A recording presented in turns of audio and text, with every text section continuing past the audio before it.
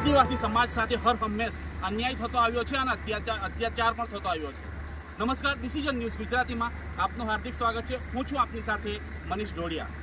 હાલમાં જે મુદ્દો ગરમાયો છે જે ચીખલી તાલુકાના ગેજ ગામનો, જ્યાં જે ક્રિકેટ રમવાને લઈને જે વિવાદ થયો હતો અને જે ક્રિકેટ હંમેશા જે કોઈ પણ રમત હોય ખેલદિલીથી રમાતી હોય છે, ત્યારે જે અહીં જે ક્રિકેટ રમવાની જ્યારે આદિવાસી સમાજ દ્વારા જે આયોજન કરવામાં આવ્યું હતું, અન્ય સમાજ દ્વારા જે લોહિયાળ બનાવવાનો પ્રયત્ન કર્યો હતો અને ધાક ધમકી આપવામાં આવી હતી, તેને લઈને જે વિવાદ થયો હતો, ત્યારે જ્યારે આજરોજ જ્યારે 11 તારીખે જ્યારે ક્રિકેટ રમવા જઈ રહ્યા હતા, ત્યારે જે અન્ય સમાજના વ્યક્તિએ જે ધાક ધમકી આપવામાં આવી હતી, તેને લઈને જે મોટો વિવાદ થયો હતો અને જે આદિવાસી સમાજ એકત્ર થઈ એકઠો થઈ એ વ્યક્તિ પર એટ્રોસિટી એક્ટ પણ દાખલ કરવામાં આવી છે। ત્યારે આજે આજરોજ જ્યારે લોકોમાં જ્યારે એક ચર્ચા ચાલી રહી હતી કે ક્રિકેટ રમાશે કે નહીં રમાશે, ત્યારે ખરેખર આજે જ્યારે ક્રિકેટનું ઉદ્ઘાટન થઈ જ ચૂક્યું છે, ત્યારે આદિવાસી સમાજના આગેવાનો આપણી સાથે છે। આપણે આદિવાસી સમાજના આગેવાનો સાથે વાત કરીશું ક્રિકેટના લઈને અને આદિવાસી સમાજ સાથે જે આદિવાસી સમાજના આગેવાનને જે ધાક ધમકી આપવામાં આવી છે એના લઈને આપણે વાત કરીશું। પહેલાં ધરમપુરથી કલ્પેશ પટેલ આવ્યા છે, આપણે એમની સાથે વાત કરીશું। જી, ક્રિકેટના લઈને જે વિવાદ થયો હતો, ખરેખર આજે જ્યારે લોકો ક્રિકેટ રમાશે કે નહીં રમાશે એનો વિચાર કરી રહ્યા હતા, આજે જ્યારે ક્રિકેટનું ઉદ્ઘાટન થઈ જ ગયું છે, શું કહેશે? જય આદિવાસી જોહાર। વાત જ્યારે ક્રિકેટની હતી, પરંતુ ક્રિકેટને મુદ્દો છોડીને વાત જ્યારે સમાજના અસ્તિત્વની આવી ગઈ, સમાજને ગમે તેમ અપશબ્દ બોલવામાં આવ્યા, બિલકુલ સાચી લેવામાં ન આવે। અને સાથે આપણા માધ્યમથી મારે કહેવું છે કે અમારે આખા કોળી સમાજનો વિરોધ નથી, પરંતુ આવા અમુક કિસ્સાઓ જે આખા સમાજને બદનામ કરે છે, કોળી સમાજે પણ વિચારવું જોઈએ કે જે તમારા સમાજને એક વ્યક્તિ બદનામ કરી રહ્યું હોય તો એને સમાજની બહાર કાઢી હાકી કાઢવો। જી, જે ક્રિકેટનું આયોજન થયું હતું તેના લઈને જે વિવાદ થયો હતો, ગ્રાઉન્ડ ચેન્જ કરવામાં આવ્યો છે, શું તંત્રએ એવું શું આયોજન કરવા કીધું? તંત્રએ એક નોટિફિકેશન જાહેર કર્યું છે અને અમે તંત્રના વિરોધી નથી, અમે કાયદો અને વ્યવસ્થા જાળવવામાં માનીએ છીએ। એટલે અમે તે દિવસે બી પોલીસ સ્ટેશન ગયા ત્યારે પણ અમે એક જ શબ્દ કીધો હતો કે જે આદિવાસી સમાજને ગાળ આપે છે એવા લોકોને ઘરથી કાઢી લાવીને પણ કાયદો અને પાઠ ભણાવતા અમને આવડે છે, પરંતુ અમે કાયદો અને વ્યવસ્થા જાળવવામાં માનીએ છીએ। એટલે અમે પોલીસ સ્ટેશન જઈને ફરિયાદ આપી અને પોલીસ અધિકારીએ પણ જે અમે ફરિયાદ આપી એના આધારે એટ્રોસિટી દાખલ કરી છે, એટલે એ પણ અમે સન્માન્ય ગણે છે। પરંતુ આવા જે આખા સમાજને બદનામ કરે છે અને જે આખા એક સમાજ પર કલંકરૂપ જે વ્યક્તિ છે એવાને પાઠ ભણાવ્યો એ અમે ચોક્કસ માનીએ છીએ। સાથે હું તો રાકેશભાઈનો આભાર પણ માનું છું જે સમાજને ખોટા બોલ્યા, કારણ કે અહીંયા જે એક સમાજને એક થવાનું જે એક ઊભું કરી આપ્યું, અમારા લોકો જે વેર વિખેર હતા એમને એક કરી ગયો। મને લાગે છે કે આવનાર 25 વર્ષ સુધી આ સંગઠન પ્રોગ્રેસ નથી। મહારૂડી ગામ સભાના અધ્યક્ષ રમેશભાઈ છે, આપણે એમની સાથે વાત કરીશું જે વિવાદના લઈને। જે કંઈક ગેજ ગામે વિવાદ બન્યો હતો, આપણા એક સમાજના કાર્યકરને અપશબ્દો બોલ્યા, ફક્ત સમાજના કાર્યકરને નથી બોલ્યા, એણે આખા સમાજને ગાળો આપી અને એવું પણ કહેવામાં આવ્યું કે જો તમે આ ગ્રાઉન્ડ પર આવો તો તમારું મર્ડર કરી નાખીશ। હું કાયદાને માનતો નથી, પણ આજે તંત્રએ FIR દાખલ કરી છે, એટ્રોસિટી એક્ટ પ્રમાણે દાખલ કરી છે, એની સામે અન્ય બીજી કલમો પણ લગાવી છે અને જે બડાસ મારતો કે મારી પાસે મારા માથા ઉપર રાજકીય હાથો છે, એણે બી આજે કાયદાથી ભાગવું પડે છે। ભારત દેશના આદિવાસીઓ સંવિધાન પ્રત્યે વફાદારીથી રાખે છે, બંધારણમાં માનનારા લોકો છે, કાયદાને માન સન્માન આપનારા લોકો છે। એ લોકોને ખબર હતી કે આદિવાસીઓ ધીરે ધીરે એકજૂથ થઈ રહ્યા છે। રહી વાત મેદાન અને મેચની, એ તો એક બહાનું છે। ખરેખર રાકેશભાઈ અને એમની ટીમ જે સમગ્ર ગેજ ગામના આદિવાસીઓ એક થઈને એમની પંચાયતમાં રજૂઆતો કરી, 5મી અનુસૂચિના બોર્ડો લાગ્યા, જે વિવિધ ઠરાવો આદિવાસીને લગતા કરાવ્યા, એ સૌથી મોટું એ લોકોને દુઃખ છે। એટલે કોઈને કોઈ રીતે આદિવાસીઓને રંજાડવાનું એ લોકોએ શરૂઆત કરી છે, પણ એ લોકોને હું કહેવા માગું છું, આદિવાસી લોકો અંગ્રેજો સામે પણ લડેલા, આઝાદી પહેલાં આપણને સ્વશાસનનો વહીવટ અંગ્રેજો લોકોએ આપેલા છે, એટલે તમે અમારી સામે કોઈ ચીજ નથી। આજે ને કાલે આ ગામમાં સ્વશાસનનો વહીવટ આવશે અને આ સાથે મીડિયા મારફતથી લોકોને, ગેજ ગામના લોકોને, આજુબાજુ ગામના લોકોને પણ હું કહેવા માગું છું કે હવે સમય આવી ગયો છે કે તમે બંધારણની રૂએ 5મી અનુસૂચિ પ્રમાણે ગામે ગામ સભા બનાવો અને જે આપણને બંધારણ અધિકારો આપ્યા છે તો જ આપણે પ્રાપ્ત કરી શકીશું. ફરીથી હું કહું છું કે ભેજ ગામના એવા હોય ને તમે હતાશ નહીં થતા, તમારી સાથે અમે લોકો છે અને ટૂંક સમયમાં આ ગામ પણ પૂરી ગામ બનશે એવી આશા રાખીશું. ક્રિકેટના લઈને કે અન્ય બીજી રમતના રહીને જે ખેલદિલી જે વાપરવામાં આવે છે, ખેલદિલીથી ક્રિકેટરો ખેલદિલીથી રમતા હોય, ત્યારે અહીં આ તો લોહિયાળ બનાવવાની જ્યારે વાત આવે છે, શું કહે? સમાજની વાત નથી, કોઈક સમાજમાં એવા મનુવાદી તત્વો છે જે બીજાના ઈશારે એમના વિચારો જ ખરાબ હોય, તેમની પાસે આપણે બીજી આશા નથી. કે ક્રિકેટ એક ખેલદિલી છે કે ભારતના બંધારણે સંવિધાન પણ બધાને અધિકારો આપ્યા છે. રાજ્યની ક્રિકેટ ટીમ હોય કે દેશની ક્રિકેટ ટીમ હોય, તેમાં બી બધા ખેલાડીઓ એક હરીમરી રમે છે. આ એક સમાજની વાત હોય, દરેક સમાજ એનું ટુર્નામેન્ટ રાખે જ છે. તો ગામના મેદાન પર ફક્ત કોઈ એક સમાજનો અધિકાર નથી, તમામ સમાજોનો અધિકાર છે. આદિવાસી સમાજનો એ લોકો કરતાં વધારે અધિકાર છે. અને આવનારા દિવસોમાં જે ટીડીઓએ પંચાયતને નોટિસ આપી છે એ મેં મારા વકીલશ્રીને પણ મોકલી આપી છે. અને મને લાગે એવું છે કે કદાચ એ લોકોની સામે પણ હવે આપણે કાર્યવાહી કરવાનો સમય આવ્યો. આપણી સાથે સમાજના બીજા આગેવાન છે, ધરમપુરથી આવ્યા છે, આપણે એમની સાથે વાત કરીશું ક્રિકેટના લઈને. જય આદિવાસી, જય જોહાર.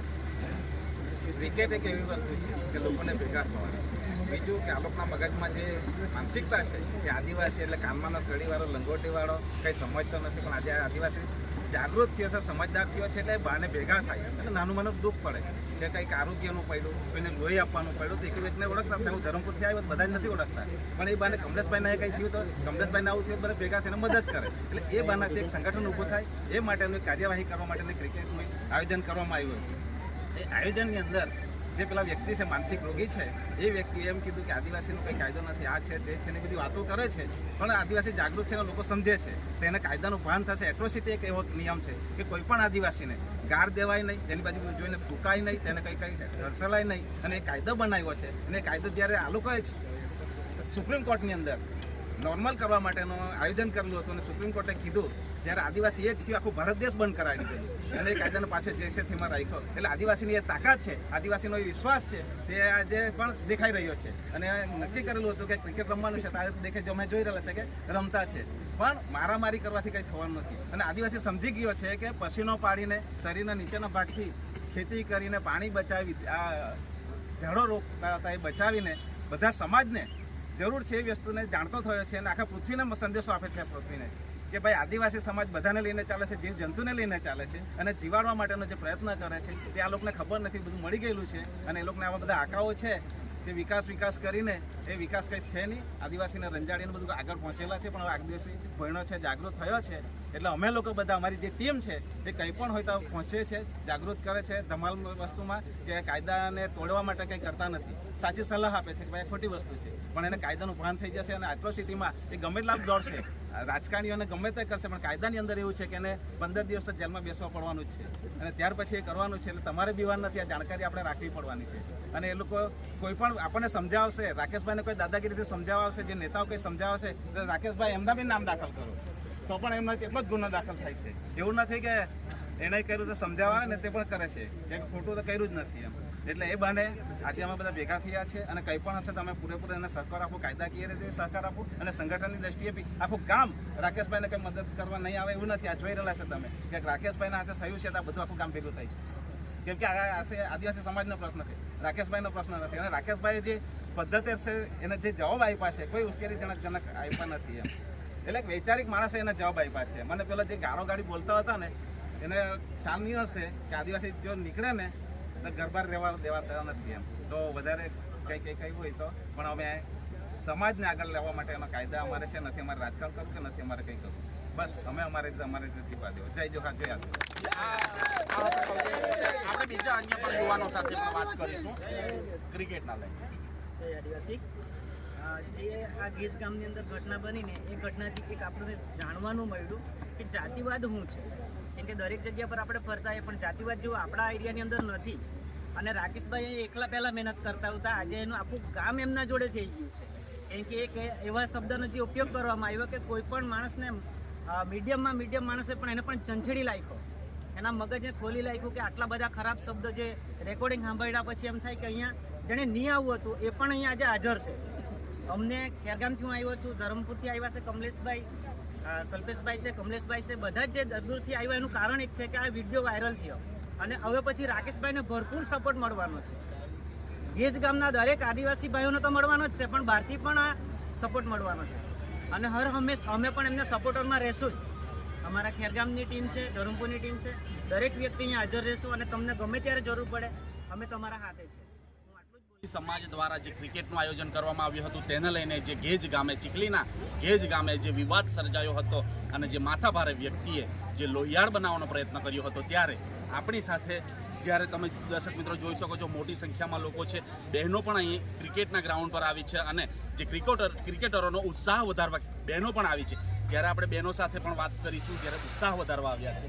જી બેન, અહીં જે ક્રિકેટનું આયોજન હતું, એક વ્યક્તિ દ્વારા જે લોહિયાળ બનાવવાનો પ્રયત્ન કર્યો હતો, શું કહેશો? અમારે એ કહેવાનું છે કે જે આજે અમારા છોકરાઓને પણ ગ્રાઉન્ડ પર નથી રમવા દીધા, તો એ લોકોના સમાજને પણ કોઈ પણ દિવસ રમવાનો ચાન્સ મળવો જ નહીં જોઈએ ને એ ગ્રાઉન્ડ પર રમવું પણ નહીં જોઈએ. મને થઈ જાય તો પછી અમારા સમાજના છોકરા પહેલાં રમશે, પછી આ સમાજના છોકરાઓ પછી રમશે. પણ એટલી બધી ગાળાગાળી કરે. આજે અમારા છોકરા પણ કાંઈ એટલી બધી મહેનત કરતા હતા, છતાં એટલું બધું એ લોકોએ જૂઠું બોલીને આ છોકરાઓને રમવાની ના પાડી દીધી. આવું નહીં બનવું જોઈએ. આજે જે પંચાયતની વાત આવી, આજે ગ્રામ પંચાયત કે જે ગૌચરની જગ્યાની વાત આવી, તો વચ્ચે સરપંચ પણ આવે, તો સરપંચે કેવો સપોર્ટ કર્યો? સરપંચે અમને સપોર્ટ નથી કર્યો. સરપંચના ઘરે પહેલાં ગયા, કેટલા દિવસથી ગયા, આજે 2 દિવસ ગયા, પણ 15 દિવસથી છોકરા લોકો એની રાહ જોઈ રહ્યા, પણ એ લોકોને એટલે આજે આ આયોજન. અંતે જ્યારે ગત રોજ રાત્રિ સમયે એમની ફરિયાદ થઈ છે, એટ્રોસિટી એક્ટ મુજબ જે ફરિયાદ કરવામાં આવી એ વ્યક્તિ પર, શું તમને શું લાગે તંત્ર એમને પકડશે ખરું? શું લાગે? પકડવું જ જોઈએ. એટલી ગાળાગાળી કરે એ માણસને પકડવું જ જોઈએ. નહીં ચાલે. જે આ હતા બેન, જેમણે આક્રોશ છે, જે બહેનોમાં પણ આક્રોશ છે કે જે વ્યક્તિ જ્યારે આદિવાસી સમાજને જ્યારે અપશબ્દ બોલી ગાળાગાળી કરી અને જે લોહિયાળ બનાવવાનો પ્રયત્ન કર્યો, એમને ધરપકડ થવી જ જોઈએ એવી એમની માંગ છે. ડિસિઝન ન્યૂઝના બીજા વિડીયો જોવા માટે ચેનલ સબસ્ક્રાઇબ કરો અને બેલ આઇકન બટન પર જઈ ક્લિક કરો. સ્વતંત્ર અને આઝાદ પત્રકારત્વની મદદ કરવા નીચે આપેલા થેન્ક્સ બટન પર જઈ ક્લિક કરો. મદદની કિંમત નિશ્ચિત કરો અને ડિસિઝન ન્યૂઝની આ સફરમાં અમારા સાથી બનો.